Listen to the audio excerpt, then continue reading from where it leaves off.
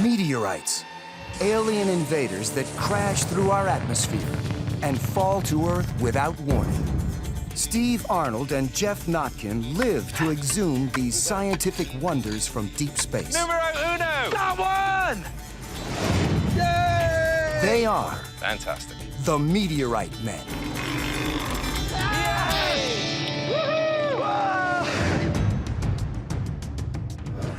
On this expedition, the guys take their hunt to America's heartland. Trying to find buried stone meteorites is one of the most challenging aspects of our work.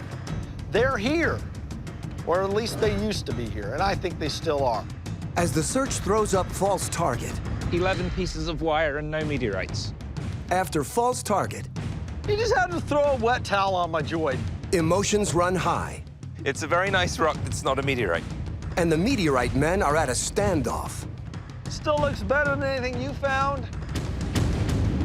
until a change of location brings with it a change of fortune. Woo! It's a beauty.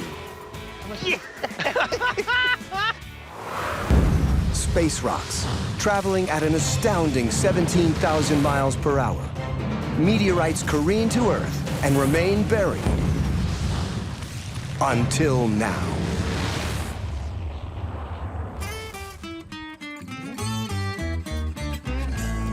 On this mission, Geoff and Steve are going to have to plow the cornfields of America's heartland in central Iowa, near the town of Amana. Founded as an economic commune by a German religious sect in the mid-1800s, the Amana colony spread over 6 villages and 26,000 acres of rolling farmland. In 1875, when the decidedly low-tech colonists were at the height of their success, they witnessed a truly space-age event at 10:15 p.m. local time. A brilliant orange-yellow meteor, leaving a long, luminous trail behind it. The flight path of this enormous fireball from 1875 was south-southeast to northwest. At an altitude of several miles, the space rock fragmented and showered the farmland below. This meteorite broke up. A lot of pieces are out there. We're here to find more of those pieces. The larger mass traveled north and has yet to be recovered. Smaller meteorites rained down west of Amana, creating an impact site approximately 5 miles long and 4 miles wide. Since it also fell close to the now defunct town of Homestead, Iowa, it's also still commonly referred to as the Homestead Meteor. It's an historic fall. A lot of meteorites fell. A lot of stones were recovered in really pristine condition. And this is a farming community. It's rural. There's a lot of crops, a lot of corn out there. That is very restrictive for the hunting. Steve and Geoff's field of dreams could be one giant field of obstacles. Years of tilling the soil may have pushed the space rocks deeper into the ground, far below the range of metal detectors. To steal a leg up in this demanding terrain, the guys visit the local museum to inspect the yardstick of previous finds, from which all others will be judged. Hey, Geoff, Steve. You must be Lenny. Yes, I am. Welcome to the Amana Heritage Museum. It's a pleasure to meet you. So my friend Steve tells me there's a rumor you have a splendid meteorite on display here. Yes, we have a splendid one on display, but better yet, we've got a more splendid one in our storage room. You've got a secret hidden meteorite in storage here. Well, it's not secret and hidden, but it is in storage. It sounds so much Yeah. more intriguing. Just when say you yes. it Yes, that way. yes. Yeah. I like the sound of that. Well, let's see the one on display first. It's upstairs.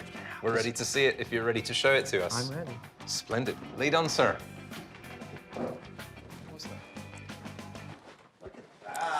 This is a piece of the 54-pound one that was found just between Middle Amana and High Amana. Really? That is what we're looking for. Your Excellency. That is spectacular. Well, this is only the supporting actor in our cast of meteorites, however. I like the way this is going. So, If I may, we would love to see the other one. Okay. Somebody's going to have to carry it out of the basement, actually. Steve's very strong. Oh, okay. He's really good at that. I've got a magnet to test just so that we can verify that it's a real meteorite. Okay. That wouldn't be too good. Well, if it turns out it's not. It would be embarrassing, wouldn't it? Yeah, that would be. Well, let's go take a look at it. Very good. Are you kidding me? That's not real. That is literally out of this world. Steve and Geoff are amazed by the crown jewel of the museum's collection, a colossal 74-pound stony meteorite discovered by a farmer in the summer of 1875. Pound for pound, this space rock is more valuable than silver, but its scientific worth is even greater. While Earth rock has been transformed by geological forces for billions of years, most meteorites come from the asteroid belt and have remained much as they were when the solar system was formed.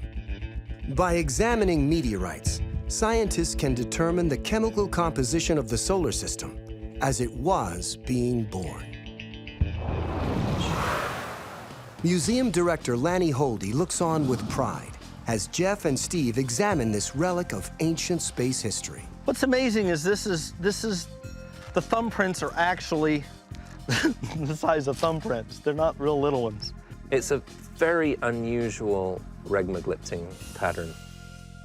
Regmaglyphs are thumbprint-like impressions formed when a space rock enters our atmosphere, traveling at astonishing speed. Air in front of the rock generates friction and atmospheric pressure, raising its surface temperature to approximately 3,000 degrees. The exterior of the rock boils in a physical process known as ablation. The uneven flow of superheated air repeatedly vaporizes parts of the meteorite's surface, creating the distinctive thumbprint pattern. But Homestead's extraterrestrial treasure is more than mere eye candy. It's also a calibration device. I thought it'd be interesting to test our equipment on an actual homestead, see where it reads on the scale, and then when we're out in the field hunting, we might have a clue as to what to look for. Geoff's detector is able to differentiate the elements within each rock. The guys are looking for stony meteorites, referred to in the meteorite hunting trade simply as a stone. Despite their name, stones contain more iron than a typical rock that originated here on Earth. The Homestead meteorite's an L chondrite. That means it's low in iron, but still much higher in iron than most terrestrial rocks. If the readout on Geoff's display is above 40, that means iron is present, and potentially a chunk of the Homestead meteorite. Starting to pick it up there. 40 and 41. That's the sound we want to hear when we're hunting. With their detectors set to zero in on the type of stony meteor that fell in this area 137 years ago, they undertake one final piece of research. Hello, Ray. Hello. Ray Anderson is a geologist for Iowa's Department of Natural Resources. He's compiled the most complete map of the Amana meteor's 20-square-mile crash site. Yes, this is basically a digitized version of the strewn field. The sizes of the dots are related to the size of the meteorites, from the smallest ones up to these big circles, and then the small squares, and then the big squares, the largest. If you look at the distribution, you see most of these are up in these upland areas or down in the river valley. These are the flatter areas that I assumed were being farmed at the time. As the guys examine the map, an anomaly sparks their interest. This whole area here is just crying out for a search. Isn't it? If this is a conventional strewn field, there should be scores of small pieces all down through here. And maybe even way back several miles, off the map even. When you look at the Homestead strewn field map, there's immediately one fact that jumps out that appears wrong. There are a considerable number of medium, large, and very large pieces. There are almost no small pieces recorded on the map. Why is that? Is it possible that no small pieces fell? No, it's not possible. So I want to look there. The smaller end, you would just have to think that there's little pieces. I am very interested in going to the smaller end and trying to find what should be an abundant number of meteorites that were missed back in 1875. With eyes on two different locations, the guys begin their hunt in the easier spot first. I'm optimistic I might find something here. It's in the small end, so there's gonna be more small pieces, so there's a higher chance of finding something. This is as good a place as any. Almost immediately, Steve picks up a strong signal.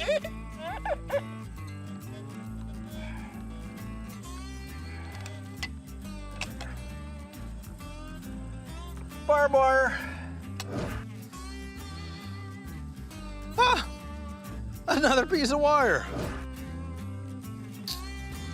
Wow, barbed wire. How lucky can I get? A couple more hours, I'll be able to put a fence back together. Nearby, Geoff isn't faring any better. It's just littered with man-made trash. This is why the detector is going off all the time. I want to find an area that's nice and clean because we're looking for very faint targets. This is not the easiest kind of meteorite hunting. Discouraged by the junk-littered fields, Geoff and Steve move on to their next location. A marshy area across the river that's almost impossible to get to. When we looked at the strewn field map, we saw a hole in it. Nothing was found in this area, probably because nobody can get here. Since they're separated from their target area by deep water, the Meteorite Men are forced to take extreme measures. So we decided to call in the Hydrotrack. It's amphibious. It gets in the water, it gets out of the water, it goes across the land. Roads, where we're going, we don't need roads. We are finally getting to really put the Hydrotrack through its paces. Who gets to drive a turretless tank into the water and then turn it into a boat? It's really fantastic.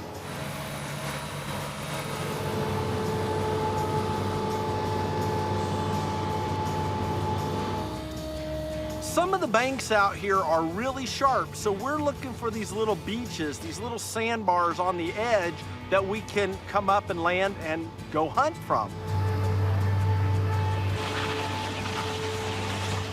Because this area is so difficult to get to, back in the winter of 1875, nobody bothered coming out here to look for them. Because it's tough to get to today in the modern world. It must have been really difficult back then when they didn't have Hydrotracks. This looks good right here, this little riverbed, stream bed thing. Oh, there's a 41.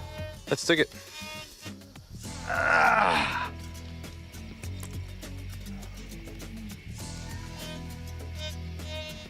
It's in there. I think it might have been mineralization. Yeah, it wasn't a real strong hit.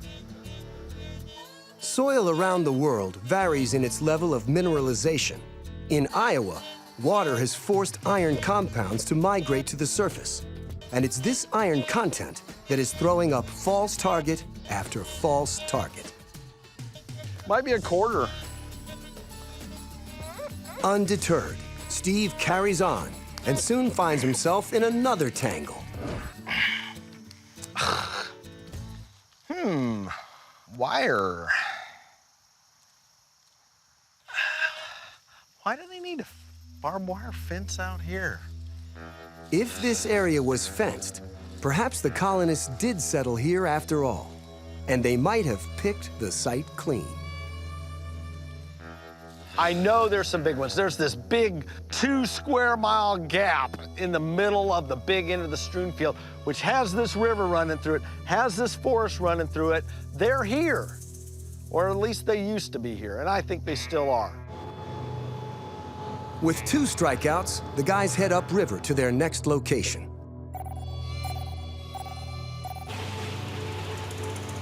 Trying to find buried stone meteorites is one of the most challenging aspects of our work. When we're looking for irons or stony irons, they're rich in ferrous material and give a very strong audio signal. The most meteorites out here are going to have 20% iron, which means a faint signal. They could be fairly deeply buried. And so, to give myself a little extra edge, I'm going to start hunting with the headphones. Blocks out extraneous noise, and it allows me to hear fainter signals more clearly. Plus, obviously, I can't hear Steve yelling at me. It's a big bonus. Meteorites high in iron content come from the core of large asteroids or exploded planets from other solar systems. Stones, on the other hand, are remnants of the outer crust. They provide scientists with valuable insight into the history of our solar system, and distant ones as well.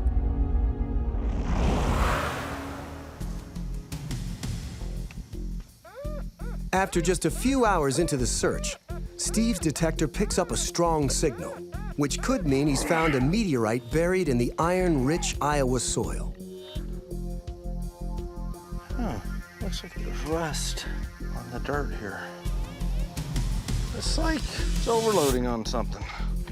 Oh, there it is. Oh, yeah, look at that.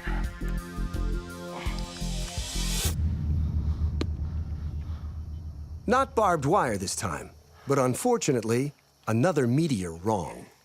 No idea what it is. Piece of junk. Not even gonna try to dig it up. Not a meteorite, I don't care what it is. Well, it was a chest of gold, maybe. With 3 strikeouts, Geoff uses his GPS to make sure he's standing under the known trajectory of the Homestead meteorite. I am standing almost right on the flight path, so the incoming meteoroid would have come from that direction, gone over my head, and dropped the biggest pieces just a little further down there.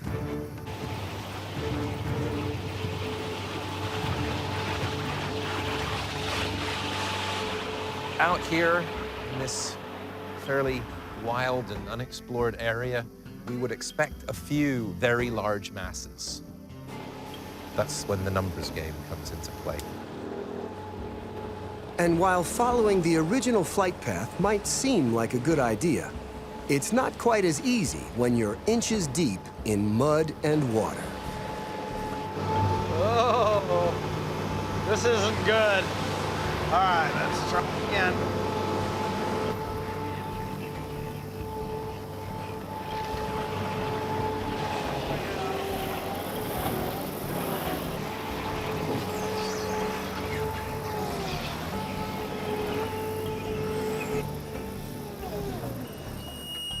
Oh, crap. We're stuck. Ah! We're stuck in the mud. Oh, and we have a flat tire. Well, let's test this winch out. And the expedition goes from bad to worse when the guy's trusty workhorse becomes landlocked. Can you get it? Maybe.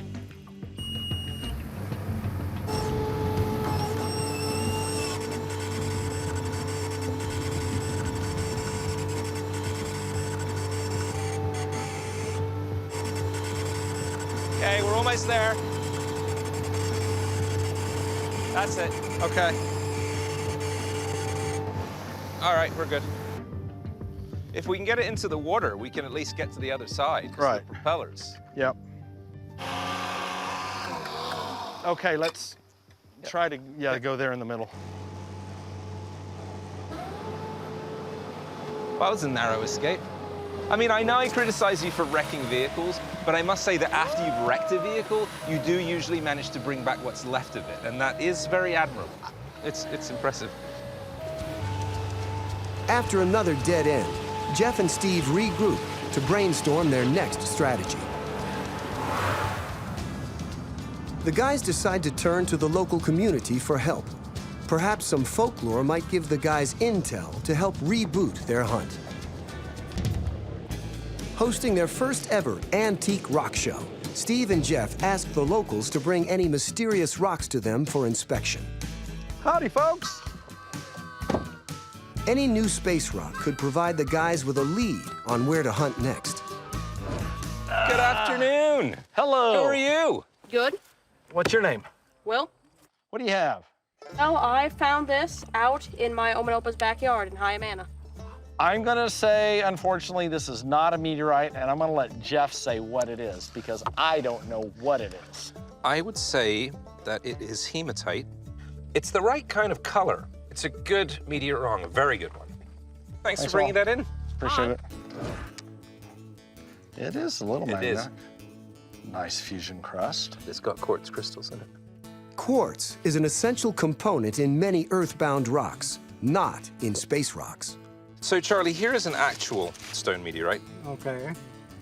And notice the remarkable similarity in color. Yeah. But feel how heavy that one is for its size. Oh, yeah. And look at this. Okay, okay. Yeah, I can see this. It's okay. But good try. You did the right thing in bringing it in. Next. Well, hello. Hi. It's my paperweight. What do you think? Look at it looks like weathered chondrules on the inside. And look at the shaping there. Chondrules are tiny molten droplets formed in space, a telltale sign of a stony meteorite. This is a meteorite. What's the story behind this piece? Okay, my great-great-great-grandfather was the granary operator in Homestead in 1875. And this was evidently one of the meteorites he collected at that time. Wow. The meteorite is an impressive piece, but the owner is unable to give the guys any more information as to where it was found. Congratulations. Thank you. What a treat to see a real meteorite. Turning to their original map of the strewn field, the guys decide to home in on a small hilly region directly under the meteorite's flight path. So the line of flight from the 1875 fireball was right about where that hill is, the hill. Right over me head. Dropping pieces all along. Probably right there. Drop one right there. Well, almost. So that is where we shall begin the search. Once again, the guys split up and begin to grid their own sections of turf. I actually am using some logic here, because if the fireball originated in that direction and flew overhead, isn't it logical to assume that pieces would have landed on this face of the hill rather than on the other one? But it is on that side that Steve has a signal.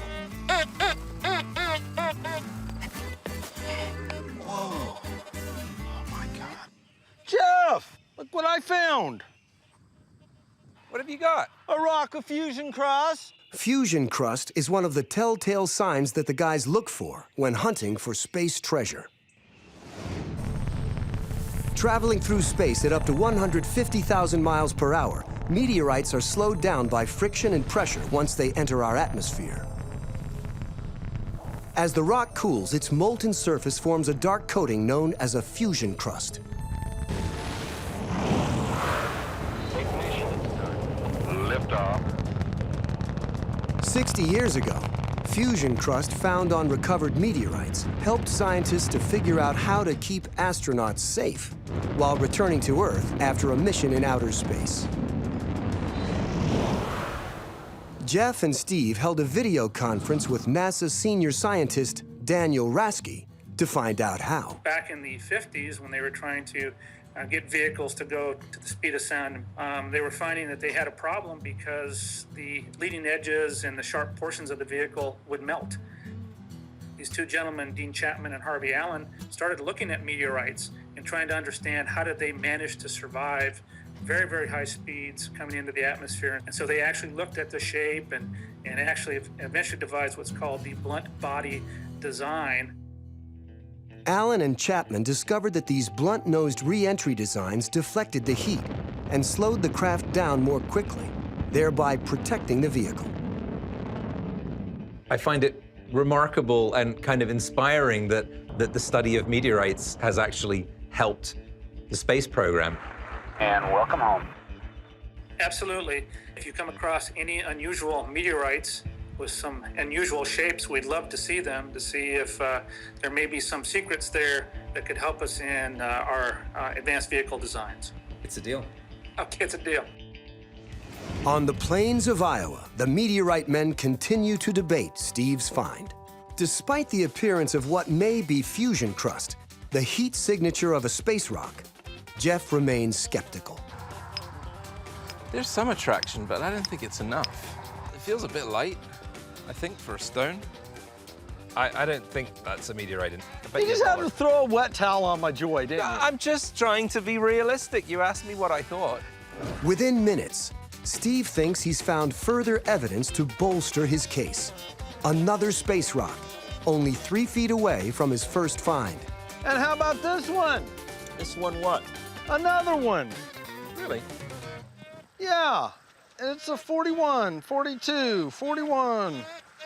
Steve's new rock corresponds to the frequency of the museum sample, a very promising sign. There's a bug. See, it sticks. Barely. Whoa, check it out. Look at the rust. That is so typical meteorite color right there. And it looks like there's fusion crust on all the sides except right here and here. Despite Steve's optimism, Geoff continues to have doubts. What is it? It's a very nice rock that's not a meteorite. Still looks better than anything you found. That's true. The guys have reached a standoff.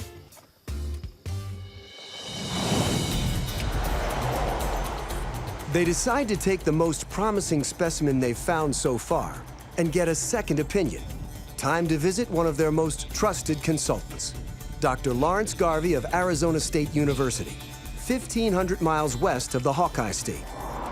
But before heading out to the desert, Steve has an idea. Well, you know, Geoff, on the way to Arizona to visit Garvey, we go through Kansas. What, do you want to go back to Brenham? I was thinking more the Alpha site. The Alpha Site is a secret hunting ground in Kansas known only to the Meteorite men. I think it's a super idea. If you're game, I'm game. I don't see why we should drive through Kansas and not stop and do some hunting on the way. Kansas, here we come. They're keeping the exact location under wraps because they know that many of the meteorites found there contain something tremendously valuable. Oh, that sounds very solid. That's big. In 2010, the guys unearthed an extremely rare meteorite known as a palisite from these windswept plains. Ah! Yes! Woohoo! Ah! Palisites originated several billion years ago near the molten iron core of an asteroid. It's on the outside edge of that core where palisites develop their unique mixture of elements. Iron meteorites are thought to have once been part of the molten core of a large asteroid, and most stone meteorites are believed to have been part of the crust or mantle. Palisites are thought to have formed on a very narrow horizon inside an asteroid, the core mantle boundary, where the core is beginning to cool and these olivine crystals grow. Stone meteorites could come from almost any part of an asteroid apart from the core. Palisites can only come from this little part. Conditions have to be just right for them to form, and then the asteroid has to get smashed up so that those pieces can escape into space, and then they have to cross paths with us, our planet, and then we have to find them. No wonder they're so rare. Palisites contain exquisite olivine crystals. This mineral, named for its olive green color, is also found on Earth, and in gem form, it's known as peridot, the August birthstone. But space rocks containing olivine are extremely rare. Like Iowa, Kansas is considered a good place to find meteorites because it's open country with few terrestrial rocks at the surface. For this mission, the guys will search a smaller section of the top secret site, and Steve is confident that they'll soon be digging up jewels from outer space. Woo. It's chilly. We're not in Iowa anymore, Dorothy. Really? Wow. The 223 pounder that we found was that way? Yeah, on the big end of the strewn field. This is the small end of Alpha. And the last 2 times we were here, we were up farther north at the bigger end of the strewn field. I've already hunted this. I found meteorites on that side and on this side. So this quarter section with nothing being found, I think there's a shot at finding something small that the big one would have missed. All right. On this expedition, in order to better their odds, Geoff and Steve are using a new, highly sensitive detector to probe deeper below the surface of the Alpha site. Ironically, using a more sensitive detector in Iowa would have been problematic. The high iron content in the soil there would have registered too many meteor wrongs. Looks like there's rust on the dirt here. This detector is extremely sensitive, able to pick up small meteorites at modest depths and very large meteorites at very deep depths. One of the best detectors in the world. And it's actually pretty lightweight. While Steve kickstarts the hunt with his deep sensing detector, Geoff heads out with a smaller handheld unit. Like Homestead, Alpha is located on terrain that has been farmed for generations. And before long, Geoff comes across the Meteorite Men's nemesis. Yeah. This is obviously the wire kingdom of Kansas. An hour into the search, Geoff's detector focuses on a target. Steve, I got a big target over here. The detector's overloading. I really like it when it does that. Do you? All right. That means it's substantial. What? Oh, right here. Oh, it was really good wire. Yeah! Well, the count so far, I think, is 11 pieces of wire and no meteorites. If we collect all the wire fragments and string them together, we could probably fence this whole property. Steve's large coil picks up a strong signal, an indication of long-buried galactic treasure or another meteor wrong. Well, that sounded good.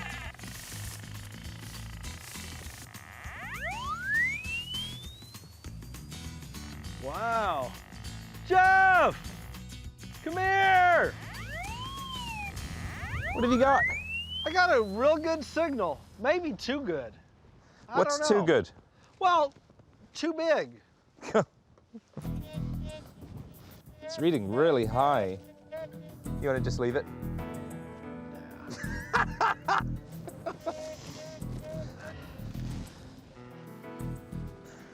Are we any closer? There's something down there. It's definitely iron. Magnet sticking.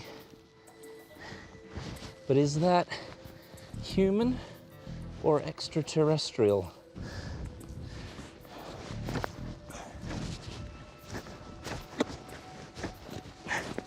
Well, I can't tell what it is and I can't shift it either.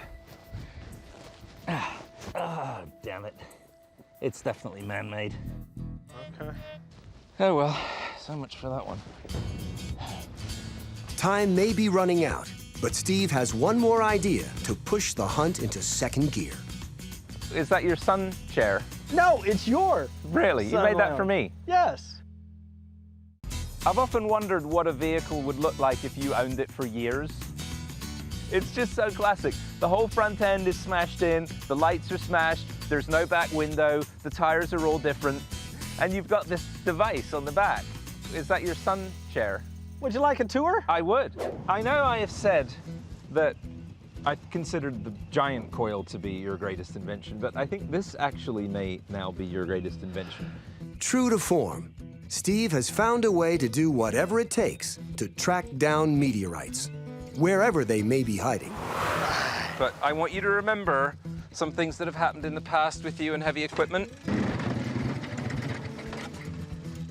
Oops.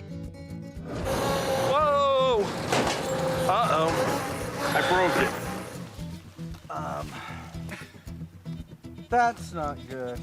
I definitely like to tease Steve, because he's a bit of a kook. But what a brilliant guy. We had this new piece of equipment, our Lorenz detector, which is really great for detecting solid iron and the stony iron meteorites with about 50% iron in them. It wasn't any good for us in Homestead, but we brought it along anyway. And coming through, it was like, hey, why not try it out here? Yeah. It's absolutely brilliant. And I was even thinking of you, Geoff.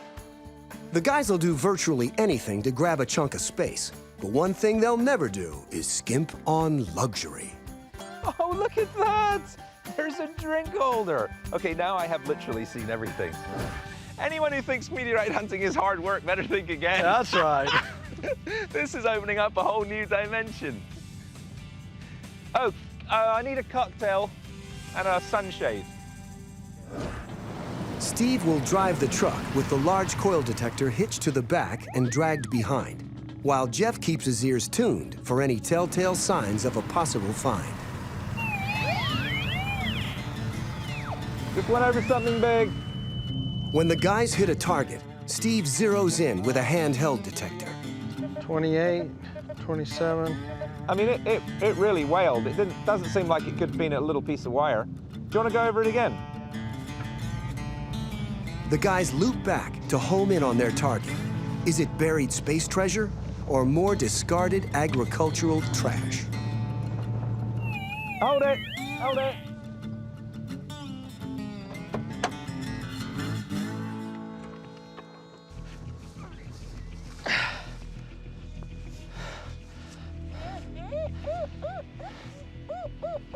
We're right on top of it. It's pretty substantial. Okay. That's making a nice loud signal. Oh. Geoff. You're kidding me. And score. Oh my God! Whoa!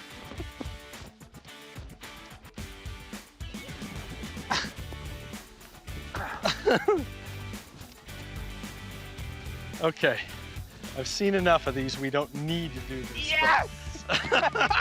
Whoa, it's a beauty. Oh my God. Look how cute it is. That's gorgeous. We've never found one that size. Oh no. It's got beautiful surface features. Oh yeah. And then when we went over, the meteorite, the sound was very different. It was very shrill, it was high-pitched, it was very clear and loud, and it immediately sounded a bit different, which is why I actually got out of the harness. It looks like a big one. Just yeah, no a mini. kidding. A little asteroid. Wow. How much do you think that weighs? Over a kilo. Yeah, maybe a kilo and a half. 1,300 grams, I guess. I got a scale back at camp. Okay. Wow. That is stunning. Crystals. A little bit on the surface. Yeah. This one just sounded different, and I wanted to see it come out of the ground, and I'm so glad I did, because that was the real thing. That's just extra amazing. I know we found bigger, but we've hardly ever seen any meteorites from this site that were so well preserved and such a lovely shape. It is absolutely gorgeous. This is a complete individual of a palisite meteorite from the asteroid belt. It's not a fragment. It's not a broken piece. This landed on its own, and it's just everything a meteorite should be. They're olivine crystals. You can see them glinting in the sun. The meteorites here at Alpha are palisite, and not only are they one of the rarest meteorite types, they're also one of the most beautiful when they're cut and polished and reveal the crystals inside. This is an amazing little piece. It broke off the larger mass, no doubt. This is a piece of the other pieces that were found here. Broke up high in the atmosphere coming in, The smaller pieces dropped off, the bigger ones going farther. This is the smallest piece I found. Nice surface features, crystals showing that it's a palisite. It's in really good shape, very well preserved. Some of the pieces that we found here have been so corroded. Oh, yeah. One had even fallen apart underground. Half iron, half crystal. It's a stony iron, and it's a palisite. And when we went over this target, it just sounded different from all the others. Remember I said it was shrill? Shrill, right. It had a short duration, but it was really high pitched. It just kind of went, meow! Really loud and clear. Not, when we run over pieces of wire, it was a bit more crackly. Right. It had a very distinctive sound. It was completely different from every other target that we've gone over with the device. So that's really useful to know. That's something to listen for. And we also now know the number on the digital scale that the detector assigns it. And the method is proven. We didn't have that much to lose on this one. Might as well give it a shot. We did it, we scored, you know, and it's like all of a sudden, all the misery and the frustration of Homestead fades away, and it reminds me once again why I'm out here doing this. What makes the rock even more rare and potentially valuable is the fact that it started off in space the same way it ended up on Earth, as a unitary object unto itself. As the saying goes, no man is an island, but this rock was. This is a complete individual of a palisite, meteorite, from the asteroid belt. It's not a fragment, it's not a broken piece. If this meteorite was part of a larger mass, it would appear more angular. But this rock is rounded and almost sculpted in appearance. This landed on its own, and it's just everything a meteorite should be. The meteorites here at Alpha are pallasites, and not only are they one of the rarest meteorite types, they're also one of the most beautiful when they're cut and polished and reveal the crystals inside. It's the only extraterrestrial gem we have. A good portion of the asteroid belt consists of rocks, basically, and then a few have the olivine grains. So it's a rarity to begin with, right in the asteroid belt. How many of them are going to actually hit the Earth? Not many. So when one does hit, it's a rare occurrence. And in the world of gems, rare equals pricey. A carat of gems cut from a palisite can sell for more than $1,000. It's in really good shape, very well preserved. Some of the pieces that we found here have been so corroded. Oh, yeah. One had even fallen apart underground. You get so used to seeing the trash and the horseshoes and the barbed wire and the wrenches and all this stuff. All of a sudden, boom, out pops this cantaloupe-sized meteorite, and it's like, wow, yeah. Now it's time to see if their trip to Iowa was a winner or a waste of time. Dr. Lawrence Garvey of Arizona State University is an expert at identifying and analyzing the composition of space rocks. First up, Steve's Meteor Maybe. It doesn't look like a meteorite. To me, it has no characteristics of a meteorite whatsoever, except it's made of stone. Yeah. Steve has struck out. His mystery rock is sadly of earthly origin and doesn't even pass Dr. Garvey's eyeball test. Did you find anything else? I mean, was this it? Actually, we did stumble upon this little one. Ah, that looks more interesting. This is a better chance of being a meteorite than the other one. It looks like a complete fragment.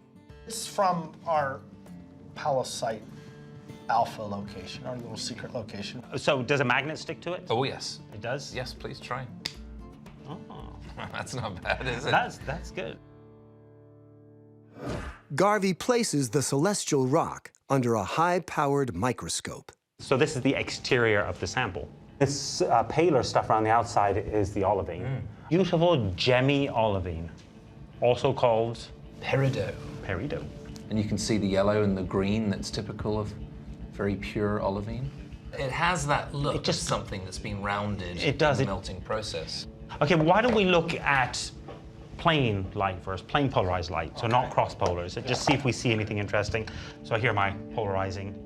Ordinary white light reflects off the surface of an object at all possible angles, creating glare. By applying a polarizing filter, Dr. Garvey removes all but one particular angle of reflected light, eliminating the glare and revealing microscopic details hidden in the stone.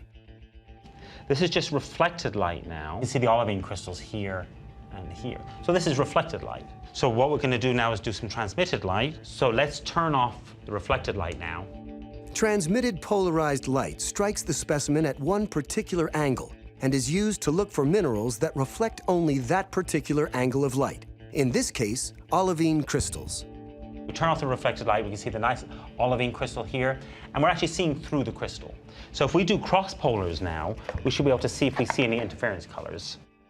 Applying a cross-polarization filter divides reflected light waves into two mutually perpendicular components. The resulting interference pattern creates rainbow-like color combinations that are unique to each mineral. Okay, beautiful. Look at that. That is fantastic. That is a spectacular image. The chemical composition of the alphasite meteorite is made crystal clear. The more techniques we use, the better the story. But just by studying the metal, by studying the olivines, it's sort of telling us about this early asteroids. Stony meteorites, like the giant fireball that fell on Amana, Iowa, originate from the crust of an asteroid. Palisites, like the one that the guys found in Kansas, come from the boundary between the mantle and the iron core. We like to think of these differentiated asteroids with a metal core and a silicate crust, and maybe this material represents the junction between these two regions. Even if they're not as beautiful as olivine-rich palisites, all meteorites enable scientists to see how heavenly bodies form in places other than Earth. They serve as a kind of handheld telescope that allows astronomers to look beyond our own solar system into parts of the distant universe that we may someday visit, either in person or by using robotic probes.